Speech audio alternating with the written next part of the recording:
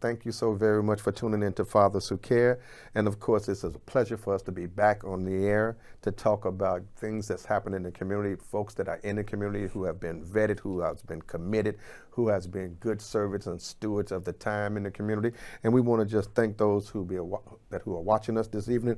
And we pray and hope that you will get something out of this dialogue, because we really want to use this time today to talk about some of the things that are going on in our community. We know there's a great thing, a lot going on in relationship to public safety, but there's a lot going on with public awareness, behavioral health, collaborations, community empowerment. I mean, folks on the west side and the south side have joined forces. So if you're not in the loop, then you need to join the loop. And we encourage you to give us a call at Fathers Who Care at 773-287-5821, or log on to fatherswhocare.org, or some of the other Twitter handlers and social media handles that we may have. But give us a call. Again, our number at the agency is 773-287-5821. And this show, we want to focus on what can we do to make a difference in our community. So what we were blessed with today, we was blessed with one of our community stakeholders, if you will, and sector partners, particularly in the healthcare sector, Dr. Tanya Sorrell of Rush. And I wouldn't do her really a lot of justice if I tried to explain or share with everything that she's involved in. But you can tell the essence of a person by the work that they do. Most of us who are extraordinarily busy are actively involved with so many endeavors, because that's what keeps us alive and keep us motivated. So we're going to give you an opportunity to meet Dr. Sorrell in her own way. But for those of you who remember some of the work that we were doing last week, our whole mission was to empower our young folks. Our mission was to make sure that our young folks are in programming, that they are becoming interns, or that they're in different sites, that they're off the street, and that they're doing some constructive work. So we kind of came up with an initiative that we're working on throughout this summer is entitled Impact Identities. And so the purpose of that is to empower our young people to be their best selves. If you need community service hours, as you're looking, we got a yacht club experience going on where we take the young people down to Belmont and Monroe Harbor, where they are learning how to sail and other things. Then, of course, we have the college tours, we have the mentorship program. Our young folks have their own live television show. And so there's just so much going on with the young people, but it's our job to empower them. So we got so much that we want to talk about this evening. And so what I want to start off with saying to those who are watching us, please be the best that you can be, but also remember that it takes one to be one, and young people can't be what young people can't see. So I encourage those, particularly fathers and men in the community, step up, continue to be those leaders in the community, and let's get back to some of our old values. I'm talking about the values that when I was growing up, and if I did something down the street, the elders down the street knew my parents, and they didn't have to do nothing more than to take care of their business and then call the parent and say, we had to discipline your child and he's on his way home. and there was no problems. There was no violence behind it. The parents respected each other, and we was raised by the village.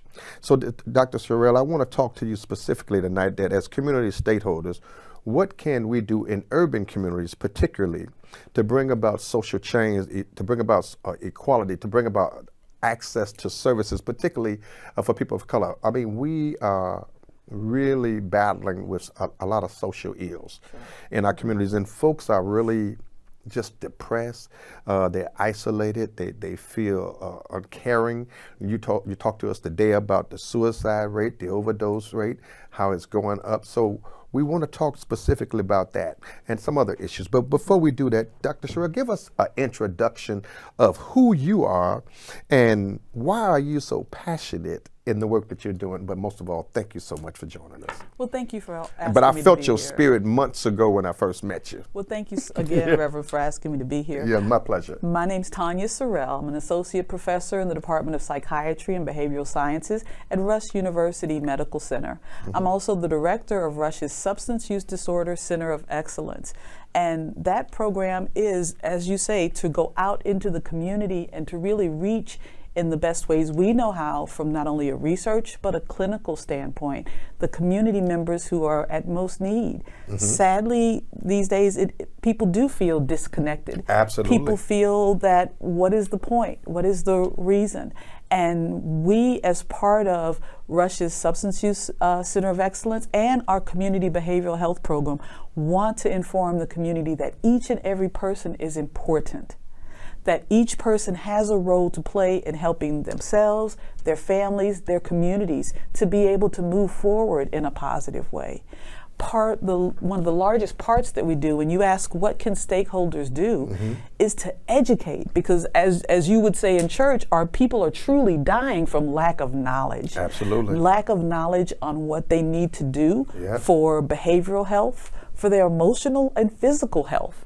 And all of those combine to produce what we may see in our communities these days, with decreased lack of access to care, lack of access to good jobs, education, or even safety from issues in violence, or lack of just infrastructure to be able to move forward in a positive way.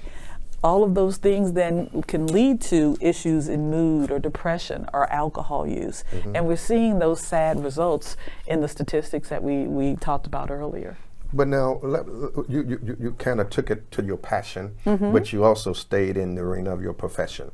Sure. But tell me, because we was talking about self-care, and we was talking about how someone can be so committed to things, which we are. We are. True. We're so committed to things that we kind of get caught up in the day-to-day. And what we're really trying to do is be everything for everybody at our own expense. So tell us, how would one who's watching today, who may not quite understand that it's okay to serve, but it's also okay to take care of oneself? Speaking personally, all right? No worries. So that's a great question. But you know, part of it is the way our society moves so quickly today. I frequently talk to clients and patients in the people in the community and ask, think about what your grandmother used to do in a day 50 years ago, and go ask her in a day, in a week. Now, technology has really changed, but our bodies, our minds, everything about us physically hasn't changed. But we may try to do in a day what our grandparents took a week to be able to do. And so we do feel run down or tired. And I talk about it in psychology. There's a principle called our Maslow's hierarchy of needs. And the first thing we have to take care of is our need for water, food, just that initial thing of being able to have a safe physiological place. Without water or food, we don't live. The life is in having water and eating, or sustenance. When we're working to get those things done, working to pay for the rent, working to just be able to put food on the table, all of our energy and mental time is spent on that, not necessarily on, oh wait, I need to take care of myself, because that's higher up on the hierarchy of needs. But as we remind ourselves, and as we remind those who work with us, you can't pour water from an empty vessel. So you can't pour out and help others if you're empty yourself. Absolutely. And we don't always think about that. You know, particularly mothers in the community, we hold up our families. That's a cultural need for both Black and brown families to say, oh, well, I'm going to stay up and do this. I'm going to get up early and cook and have everything ready. But then women end up falling short. But when we don't take care of ourselves, it makes everyone else then fall. And all of those kind of dominoes, as they say, will fall in a row. So first, just as you said, even when Jesus got together for sermons, he would take that time apart to refresh himself. They created the seventh day to rest. So when we try to pace ourselves too fast, unfortunately, it slows down. Those types of principles are part of the way that we have to have a rhythm in our lives, have a routine of activities that include that time for self-reflection, meditation, time for the activities that you need in taking care of yourself, to clear your mind, not necessarily have your mind of all the worries, the preoccupations of the things that they say from day to day, and then be able to move forward. And you'll be able to do that from a place of strength rather than a place of feeling like you're weary. So I like the way you brought that in, and you kind of went through the whole gamut of allowing folks to understand that we have to take care of self, but also to take time out for yourself, to refresh yourself, to also keep a routine of keeping yourself focused and giving yourself that time to relax and exhale, if you will. Sure. But I'm going to take it back to another. Why are you so passionate? Just flat out, why are you so passionate? I mean, you told us all that you do Sure. professionally, but tell me, why is Dr. Sorrell, or better yet, let's get back. Why is Tanya so passionate? Okay. Tanya is so passionate because when Tanya was 5 years old, my grandmother, who, when she was pregnant with her sixth child, her husband unfortunately passed during the Depression. She raised all of those children to be masters and doctorates in education and teachers. That grandmother told me when I was 5 years old that I had healing hands and that I would travel the world and help people. So Sound like prophecy. if it was speaking it into action, or certainly no pressure, okay, thanks. Yeah, it was that too. It certainly said, okay, I know what I'm here for. My first job was working at a group home with mentally disabled and cognitively disabled adults. And every job I've had since has been in behavioral health and substance use. So that means you really have a calling on your life. Truly. Basically, in my opinion, you're a servant. You know, I see that in the way I want to lead, not only with our programs, but also in helping the community. I know that at the end of the day, I want to hear the, servant well done. Absolutely. And that when we see other people improve, to be able to change their lives, to be able to get back to where they need to be, that's not only a reaffirming for me as a provider, but knowing that we're building all of ourselves up in the community, and a rising tide is raising all boats. Absolutely. And you're absolutely right. That's what we do it for. We want to hear it as we continue to do the work. Servant well done. Well done, my good and faithful servant. But anyway, let's go back to this here. Sure. There's a mission behind, a mission and a purpose behind the work that you're doing. And you kind of alluded to it, how you was raised to be compassionate. You was raised, and I believe your grandma spoke a prophecy over you because she felt it and she knew what she was going to raise in you. Likely. But yeah, of course, she, it's a different flavor in the urban and the rural. Right. And I grew up in the South, and that's another. Yeah, it's a whole. That's another culture as well. Yeah, it's a whole different True, flavor. that's I mean, true. the rural is a whole lot different than I'm gonna say yeah, you know what I mean. Yes. So, the rural is different than the urban, and they live totally different. Most folks in the urban environments, they live a lot quicker, and then they undergo a whole lot more stress, as opposed to those in the rural areas where they are actually relaxing and living life a little slower and planting and growing vegetables and living off the land and not having all of the stressors of living in the inner city, if you will. But go ahead, talk to me about your mission and your purpose behind your work. The purpose and mission behind my work is truly to make a difference, to reduce loss of life for behavioral health and substance use issues, to really just offer hope, because that's something that we struggle to find. Hope and treatment and feeling that we can move towards a positive place in our lives. So that's the mission that I see in any work that I do. And even growing up, as I said, in the South, in a bigger city in the South, in Baton Rouge, Louisiana, to see those disparities, what was happening for some and not happening for others, and asking these questions of why, and to say, how can I make a difference in this?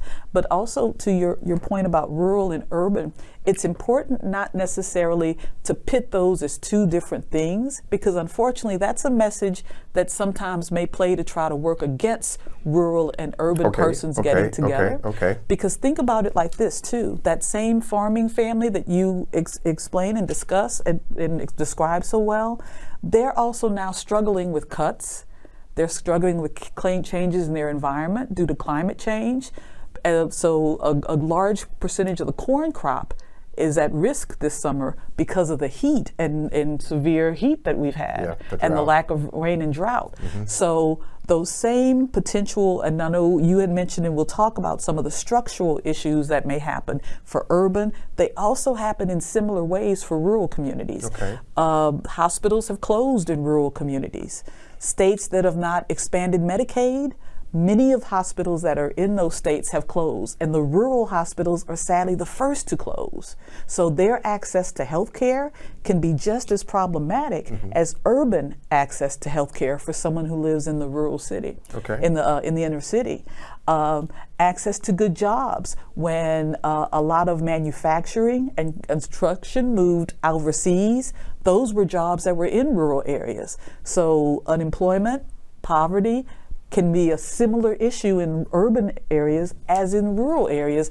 If you lived in a factory in West Virginia and the coal factory closed, if you lived in an area in Dalton, Georgia, a very rural area, and the Levi's plant moved to China. So those same issues of having problems with finding employment and keeping your young people from moving to the city, those are also issues that rural communities have. And we always want to look at the things that we struggle with together, because those are the things that can bring us together, particularly when sometimes messaging in the media or politically might try to drive a divide between rural and urban suffering, because suffering is suffering. Yeah, but that media discourse is by design. True. Divide and conquer. But let's get back to what you were talking specifically in the area of behavioral health. I mean, that's an area that I think people of color face a great deal. They don't quite understand. Most of them are afraid to admit that they may be feeling some kind of way, or that they may be in need of some type of intervention and support. So they may result to a lot of things. They may resort to overworking. They may resort to other activities, other vices, other things going on in their life, or even subject themselves to a lot more than they normally would. So how can we, first of all, what is the state of behavioral health and wellness, in your opinion, on the west side of Chicago for people of color? And how can we encourage, this is the part two, how can we encourage more folks of color to understand that it's okay not to be okay, but it's not okay not to seek out assistance in helping you to be okay? You get that? I catch that. Those are two very important questions. I'll start with the first one, though, because sadly the state of behavioral health and wellness in our communities is very worrisome and troubling. In terms of behavioral health, just a few months ago, the Cook County Department of Health actually reported that there were 474 suicide deaths in 2022 in Cook County. We look at the indicators of death as the main indicator of what's the state of behavioral health. You know, that number has been pretty consistent these last 5 years or so, but the most important thing to know is prior to COVID in 2019, the number of deaths that were in the Black community was only at about 12%. That's now grown to 20% in the Black community, and those are predominantly Black men, Black males. And so what has happened, we know COVID, we know the loss of jobs, we know the issues with health that may have isolated people additionally and led to suicide. All were problematic during this time. And the number, sadly, that report of the 474 deaths is still continuing that high that was prior to COVID. So we know that we need to address that. And I like you talked about a few things, and I'm a realistic about this about COVID and the different variants as a that kind of that are still problematic. I really wanted to go there. I still want to go there. They are still problematic. I really want to go there. Yeah, we're currently seeing an increase with the new variant. Yeah, I really wanted to go there because it has. I mean, of course, it has not been at the level that we had experienced in 2020. However, it's still alive and well. Right. But go ahead. You was talking about the suicide being. The suicide rate or the number of suicides being 474, I think I heard you say. That's correct. And you say predominantly among men. What men? Black men? Sadly, Black men for Cook County are overtaking the number of deaths during that time, during the Okay. period during the 20 teens. Just as for overdose deaths, initially overdose deaths from opioids was a white and rural issue. From 2016 to 2018 and the advent of fentanyl, that is now moved over to be a black male at the majority of overdose deaths. And why so? In In your opinion, why so? A couple of things. One, fentanyl is 50 times stronger than what persons prior to fentanyl in 2016 were taking. So someone who knew how to use heroin without overdosing, Right. now they don't know what's in their drug supply when they use. And if fentanyl is in it, only a small grain, less than the size of a grain of rice, is enough to cause an overdose and a death. And so people who at least were using but they weren't overdosing, now they're overdosing because they don't know that fentanyl is in their substances. Okay. Additionally, we've always had difficulties with access to treatment. You ask what can someone do to move towards treatment. Stigma and shame That's it. are the biggest issues in behavioral health care and particularly substance use services. You know, we used to say, well, you keep these issues in the family, and those were the family secrets. But we had family, we had support, we had community to support people before. Now that's trickled away, so that when people have a behavioral health issue or a substance use issue, they suffer in silence. They overdose and die in that silence, in that isolation. And that's another worsening factor of why those numbers are going up. So do you believe that if we address this stigma and shame, literally address it head on, We have to. and then we continue to create support groups and environments that are nurturing for folks to enter and to really share of themselves of what they may be going through and why they may be going through. Do you believe that we can actually change maybe some of the behaviors of folks? We can not only change the behaviors, we can change the internal perception of someone who might be suffering out there and thinking, well, it's just me. It's something wrong with me. I'm weak. I'm not praying enough. I'm doing something wrong. And to recognize that behavioral health or mental health issues and substance use issues are diseases, but they're very, very treatable. Okay. The treatment for substance use disorder has one of the highest rates of effectiveness of medical disorders such as diabetes or high blood pressure. But when someone is a person who's using drugs, they think that that's a fatal death sentence. They don't know that help is available. And sadly for Black persons, there is still a racial and discrimination issue in that even with insurance or private insurance, when they present to a hospital or go for care, they may not always be offered the best treatment, which is why Rush is working to try to address that. And as I say in talking to people, when people are suffering, it's always been easier to get a hold of alcohol and drugs to cope than getting a hold of a counselor, a psychiatrist, or a therapist. And we still have to work on increasing the number of people, particularly people of color, that are there to be able to help if you have need. So if now folks are watching today, and of course if there's a lot of information been shared, and we definitely want you to be a part of what we're doing. So we encourage you to get in touch with us at Fathers Who Care at 773-287-5821, or log on to fatherswhocare.org and gather up some information. But Dr. Sorrell, if some folks are watching now and they're interested in addressing some of these issues and concerns that they are currently facing, how could they get to some of the services that you all are providing at Rush? The first way to be able to reach out for help is there's a 24-hour hotline called 988, and it's just dialing 988 on your phone. They will talk with you.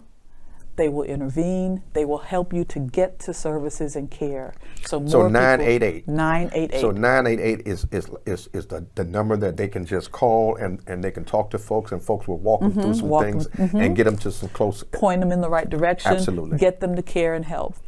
Rush's Department of Psychiatry also provides specific care in trauma, the stress that we go through in life, and behavioral health care that's not only multilingual, but also based on your culture. So when you go to meet and talk with someone, they know what you've been through, they know where you are, and they're ready to meet you where you're at to do better. So you heard it here first. So we want to thank those of you who are watching us. Time moves so fast when you're having fun. But some of the things that we hope that you will gather from this broadcast is that help is available. And we want you to not become a victim of yourselves. But we want you to also know that help is out there for you, and all you have to do is really ask for it, seek it out. And we encourage you to call us at Fathers Who Care, get in touch with Rush, get in touch with 988, all right? 988. But most of all, don't be idle. No. Continue to do the good work. Continue to be the change that you want to see. Continue to be the light in darkness and the salt in the earth. Continue to look down that road for someone that we can mentor, empower, and bring up. So thank you again. Time is moving and we got to move on down the road. But remember, we got an activity. We got a summer series coming up. We're going to be on Madison and Kilpatrick coming up on the 9th of September. We got another event coming up on the 19th with the parade with the congressmen and other folks in the neighborhood. Another event on the 19th with Alderman Irvin. So there's plenty of stuff to do. We got the 26th with Alderman Barnett and the representatives over in Union Park. So we're going to be busy. So we want to say to you again, Dr. Sorrell, thank you so very much. Thank you. You are definitely an asset to the community. We love you so very much, and we hope that you will not be a stranger and you allow us to do a part 2. We shall, because we're here and we're ready to help. So you heard it here first that we will be doing a part 2. Get in touch with us at your earliest convenience. God bless you. God keep you. Enjoy your evening. And look, love on each other. All right? Love on each other. When all our sides fail, love on each other. So we'll talk to you soon. God bless you. Good night and keep the faith. See you soon. Take care.